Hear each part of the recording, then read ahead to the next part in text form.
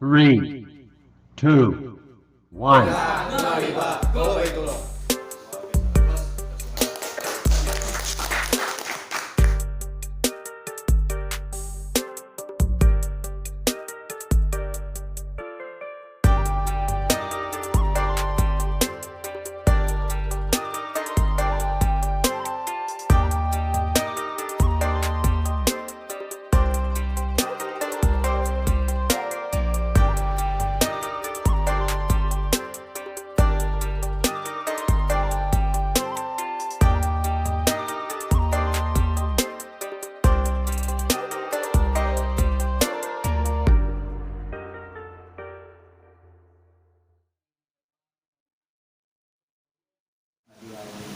Siap Kang Mitra.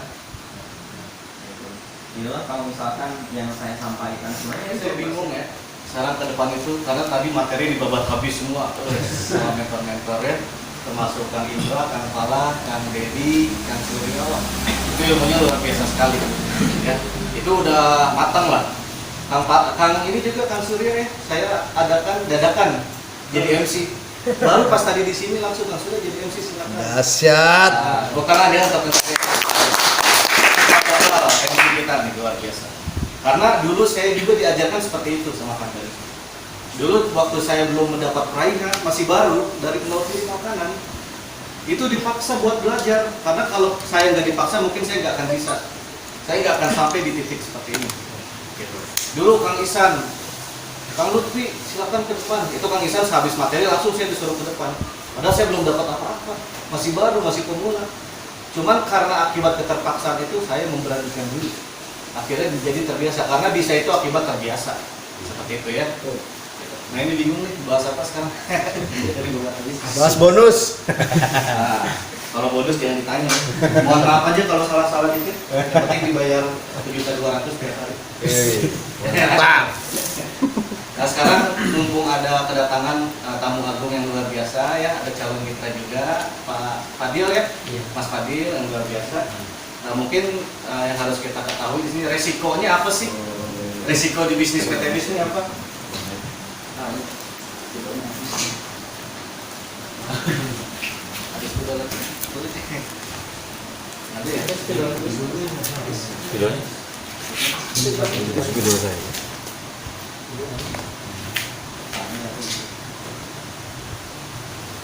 Kameranya nggak apa-apa? Nggak apa-apa. Lihat dulu isi pemenangnya.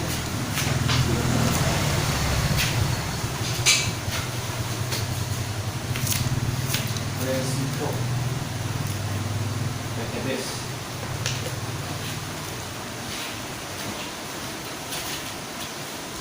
Kang Edi, Nah, Kang Edi, ini teman-teman Majuan aja. sebelumnya takut nggak kelihatan majuan. khusus untuk para mitra baru yang masih berjuang di bisnis ini, yang harus kita ketahui ini resikonya apa sih di bisnis PTBis? Karena kalau kita mengeluarkan modal untuk buka usaha ya, contohnya modal kita mau buka usaha suatu tempat makan restoran, kira-kira perlu modal nggak? Perlu. Apakah cukup modalnya hanya dengan 2,6 juta? Tidak. Enggak ya, kita kan harus punya lahan dulu, harus punya etalase, harus punya piring, harus punya tempe, tahu, ayam dan segala macamnya. Karyawan mungkin kalau kita keteteran, itu kan nggak cukup 2,6 juta. Terus resikonya apa kalau kita ketika tidak jualan dalam satu hari? Nggak ada omset masuk, betul ya? Kita bakal bangkrut, lebih cepat bangkrut. Tapi di PTBis resikonya apa? Yang pertama, resikonya itu adalah penolakan. Nah, penolakan ini terjadi dua faktor, teman-teman. Gitu. Dua faktor, dua keadaan yang memungkinkan seorang klien atau konsumen kita ini menolak kita. Mungkin keadaannya dia saat ini, atau mungkin kendala modal. Gitu ya. Jadi ada dua macam sih. Ada modal, terus ada yang belum paham. Belum paham. Nah, ini masih penolakan, artinya di sini ya dari tadi penolakan itu yang terkendala di modal sebenarnya kalau dia sudah paham dia mungkin langsung memutuskan untuk bergabung. Karena dulu saya dikenalkan bisnis PTBis itu nggak pernah dijelasin bisnisnya sama Kang Dani. Modal yang paling utama apa? Modal yang paling pertama yaitu adalah keyakinan. keyakinan. Kang Dani kurang gimana ke saya, ngeyakinin saya. Coba bayangin sekarang teman-teman kalau posisinya berada seperti saya dulu. Dulu saya pulang ojek jam 1 malam. Tiba-tiba saya baru nyampe mau istirahat, Kang Dani datang bawa produk. Ya, wah kata saya udah negatif ke Kang Dani, oh pasti mau prospek saya nih. Wah pasti mau nawarin bisnis nih. Karena sebelumnya dia udah telepon, Kang Lutfi mau nggak punya mobil? Kang Lutfi siap gue dapat mobil dari jauh-jauh hari. Cuma sama saya nggak dihiraukan. Akhirnya Kang Dani memberanikan diri datang ke rumah saya, memberikan keyakinan, ngajak salaman, datang-datang, duduk dulu dia gini, siap dapat mobil 3 bulan.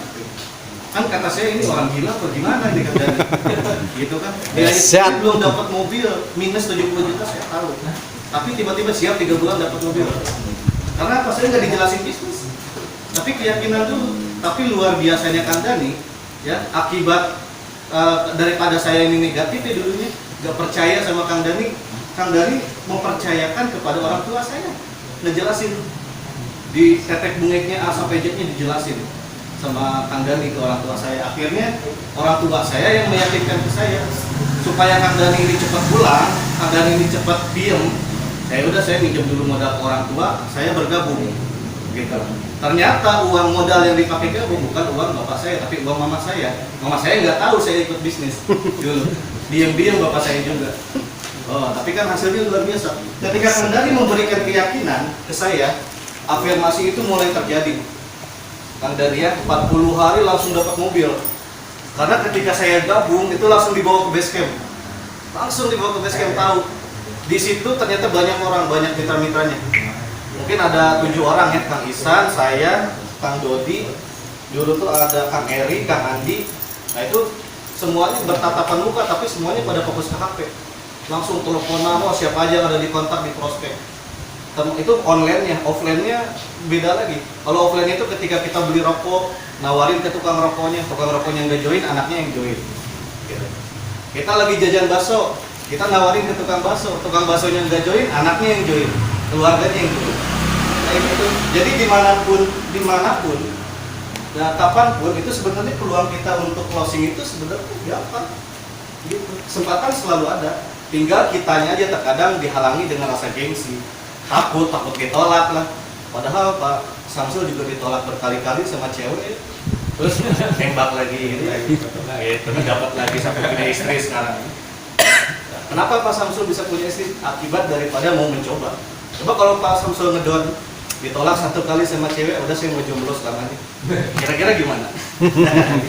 Kapok ya? Nah itu. Jadi modal pertama ini keyakinan. Karena kalau kita sudah yakin, modal 2,6 juta ini mudah jalannya. Gitu.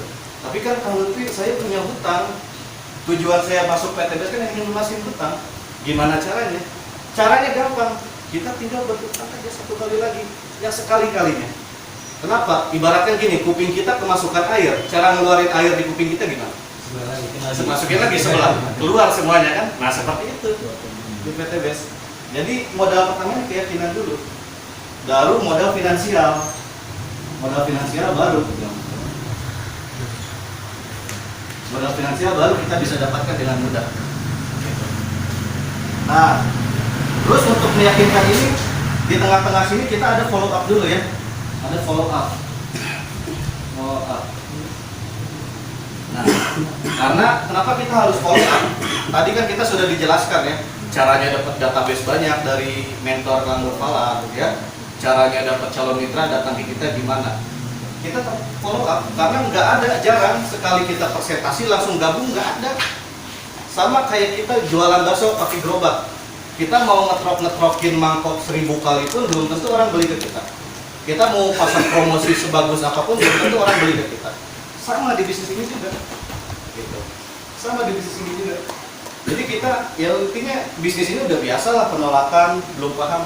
Tapi kalau kita memberi, dia udah mencoba, terus kita memberikan rasa yang terbaik, rasa yang enak, kita kira-kira orang ini bakal makan lagi nggak di tempat kita?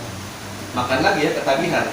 Terus ketika dia tahu rasa makanan kita enak, terus dia bakal ngajak keluarganya nggak? Nah seperti itu. Nah itu bisnis.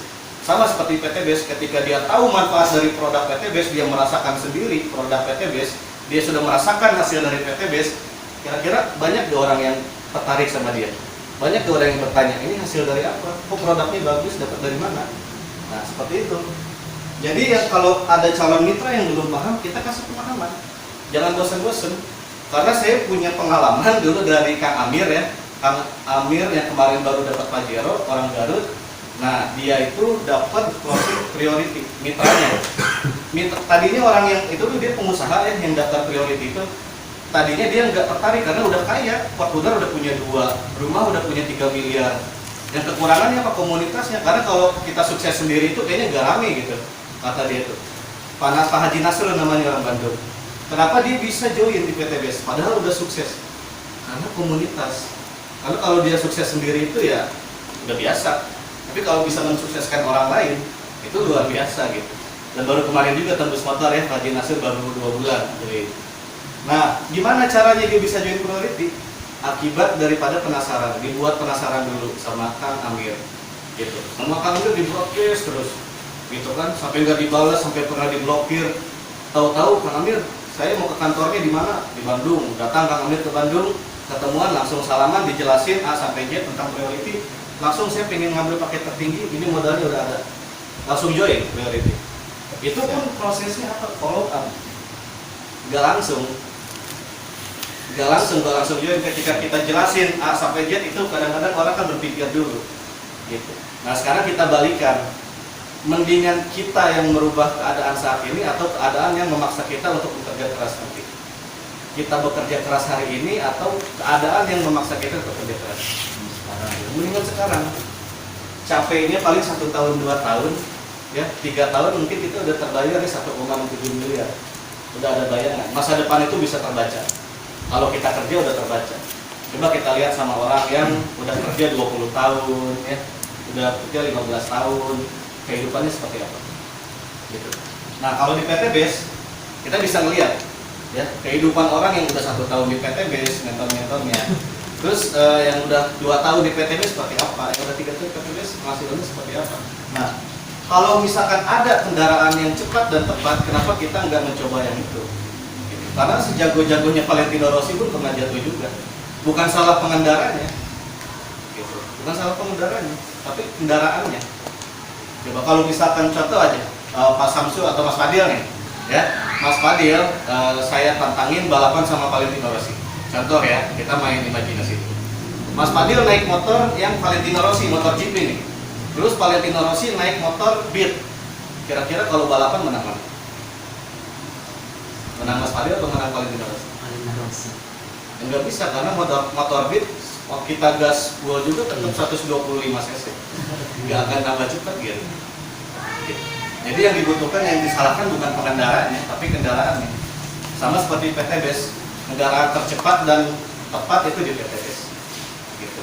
Jadi nggak ada lagi. Kalau menurut saya juga kan berawal dari iseng-iseng, berawal dari negatif, berawal dari nggak paham. Tapi apa? Udah 2 mokes saya dapetin, luxury udah saya dapetin. Nah, jadi kawan-kawan semuanya, ini resiko-resiko di PTBS cuma penolakan aja. Gitu. Kalau yang lain, mungkin kalau misalkan seperti tadi yang saya bilang itu buka usaha itu kan ditolak udah biasa itu bisnis itu. Sama ini juga bisnis, karena kan tadi seperti yang Kang Surya bilang, bisnis itu ada 2.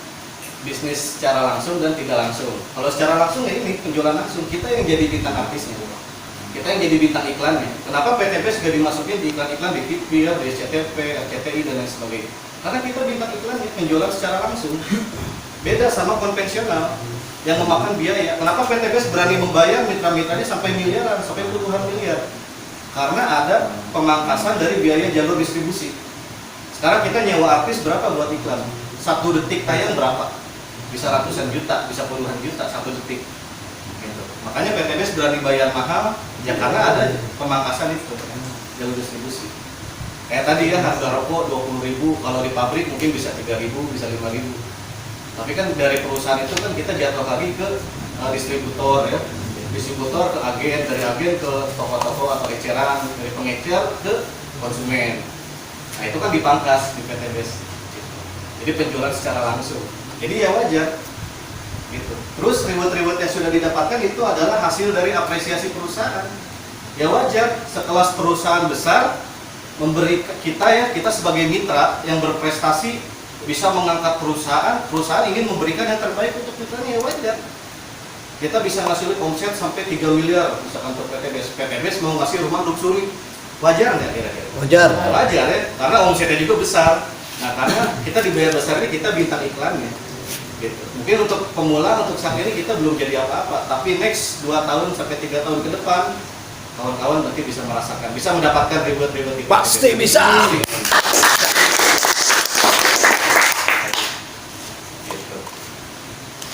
Nah, teman-teman semuanya, yang mahal justru di sini bukan modal ya. Yang mahal bukan modal, tapi pengembangan diri.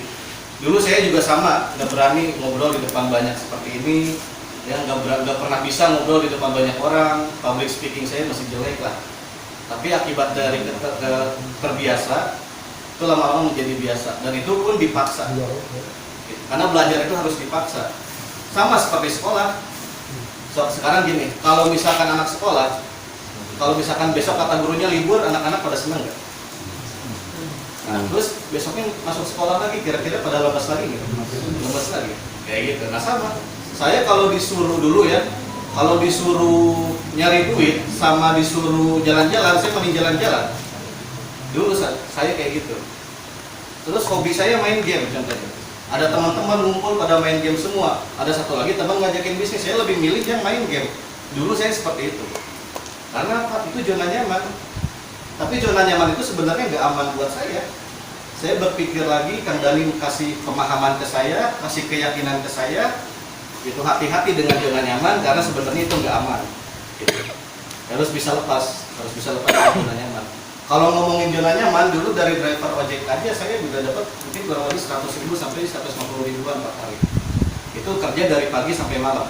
Kalau sukses itu patokannya hanya kerja keras, saya kurang kerja keras seperti apa di ojek online dulu. Dari pagi-pagi sampai malam saya nyari GoFood, GrabFood, itu kurang kerja keras gimana? Hasil yang saya dapatkan apa? Nggak ada gitu, karena habis lagi buat bensinnya, buat servis motor dan lain sebagainya gitu. Tapi di PTBS saya capek cuma 1 tahun 2 tahun udah dapat hasil. Nah itu, jadi mendingan capeknya disekaliin tapi kita dapat hasil daripada kita sekarang berleha-leha dulu tapi nanti keadaan yang memaksakan kita untuk kerja keras. Mendingan kita sekarang capek dulu gitu. Modal ini berapa sih? Modal cuma 2,6 juta. Apakah dengan 2,6 juta ini bisa membuat kita miskin? Uang 2,6 juta kita belanjakan untuk bisnis, dan kalau kita pakai buat shopping, itu kira-kira lebih cepat habisnya dipakai yang mana? Buat shopping ya. Sekarang beli sepatu misalkan harganya 700.000, itu pun masih nego ya, 700.000.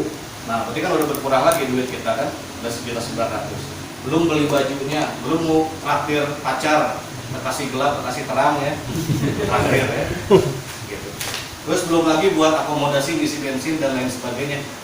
5 menit juga habis kalau kita buat koya-koya. Tapi kalau buat bisnis gimana?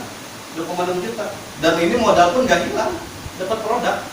Kecuali kalau misalkan kita daftar PTBS, kita nggak dapat produk, itu kita rugi. Karena nggak ada barang yang bisa kita jual beli, nggak bisa kita perjualbelikan. Tapi kalau 2,6 juta dapat produk senilai 3,5 juta, itu udah untung. Untungnya 1 juta kan lumayan, gitu kan. Apalagi kalau kita jalanin bisnisnya, potensinya itu 1,67 miliar. 1,67 miliar ini dari pembelanjaan yang 2,6 juta. Terus kita yang di sini kan nggak terlalu fokus ke nyari orang, karena yang dihitung bukan berapa banyak orang yang join ke kita, tapi berapa banyak omset yang masuk ke kita. Karena dari satu orang itu kan bisa ngambil 3 paket, bisa belanja 7 paket, 15 paket sampai 31 paket. Kalau misalkan ada orang yang belanja 31 paket, berarti kan nambah poinnya 31. Walaupun orangnya hanya 1 orang, tapi belanjanya 31 paket, akhirnya kita dapat 31 poin. Kayak gitu. Jadi yang dihitung bukan orang, tapi omset. Paham ya di sini? Kayak gitu. Nah, terus perbedaannya apa nanti PTBS sama bisnis yang lain nih?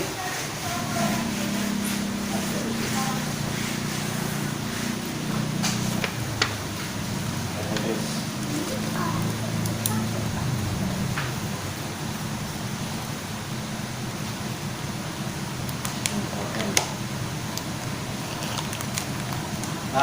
Perbedaannya apa? Kalau PT Base ini kita belanjanya hanya 1 kali seumur hidup.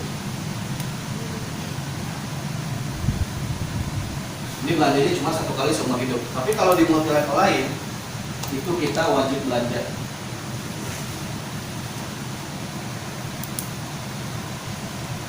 Jadi kalau misalkan di PT Base kita ngeluarin duit, itu terserah. Kita jual barangnya, kita dapat untung, kita mau belanja lagi bisa, kita nggak belanja lagi pun nggak masalah, kayak gitu. Tapi kalau di multi level lain, kalau di bisnis lain, kayak gimana? Kita mau laku barang, kita mau nggak jalanin bisnisnya, diwajibkan belanja setiap bulan. Gitu. Walaupun kita belum ada hasil, kita wajib belanja. Itu kalau di bisnis lain, kayak gitu. Terus kalau misalkan di PT Base, ini pangsa pasar luas. Pangsa pasarnya luas. Pangsa pasarnya luas. Nah kalau misalkan di multi level lain, nah itu produknya hanya 1 varian, 1 sampai 3 varian, 1 sampai 3 varian. Itu bertahan sampai sekarang. Kalau di PT Base kita aja kemarin udah dapat produk baru ya. Parfum aja udah ada berapa? Kecantikan udah banyak ya. Gitu. Terus produk yang buat bapak-bapak nih, yang supaya nggak loyo lagi, gitu, itu kan nambah lagi ya produknya. Nah itu luar biasa di PT Base. Nah terus di sini bisa diwariskan, bisa diwariskan. Di sini tidak bisa diwariskan, tidak bisa diwariskan.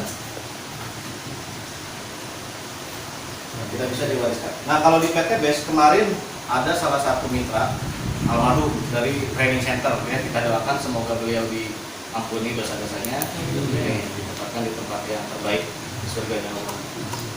Nah itu almarhum Mas Eko kemarin ada detik-detik mau tembus motor, meninggal dunia. Alhamdulillah kemarin baru dapat motor. Ini asal Bogor semua nih. Bogor ya. Bogor. Kalau ada yang merantau dari jauh, bebas nggak? Jalan dulu Pak. Di Lampung. Di Lampung. Sekarang kerja? Bisa. Jualan.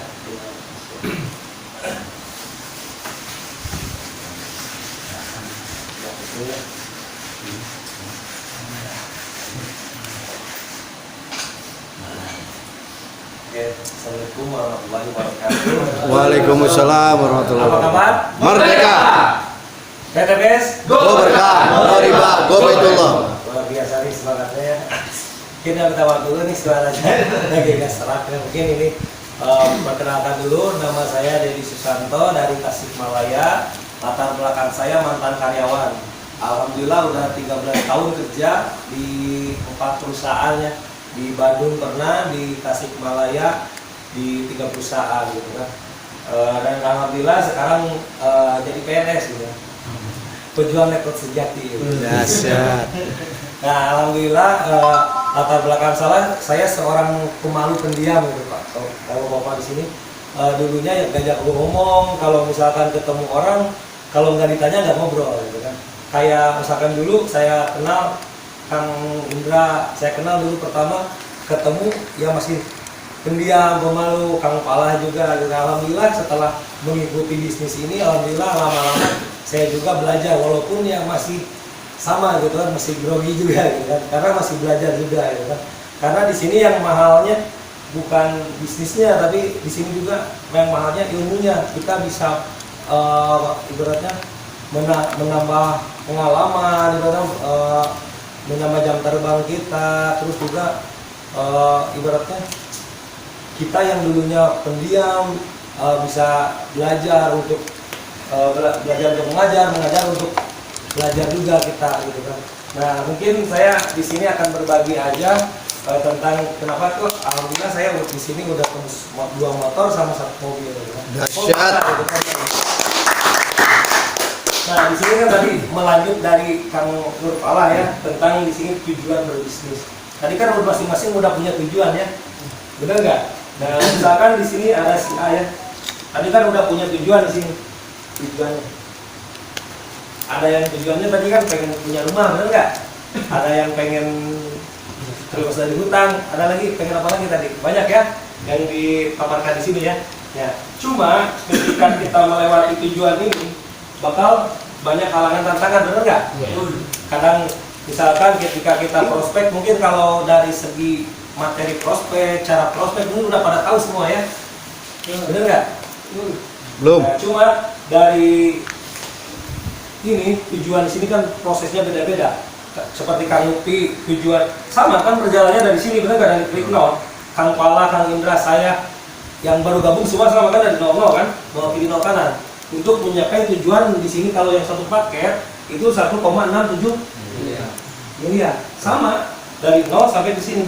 Cuma perjalanannya yang beda-beda, benar nggak? Perjalanan untuk mencapai ininya. Tapi kadang karena semangat kita beda-beda, impian keyakinan kita beda-beda. Gimana caranya kita tetap ada di jalur ini supaya tetap nyampe ke sini?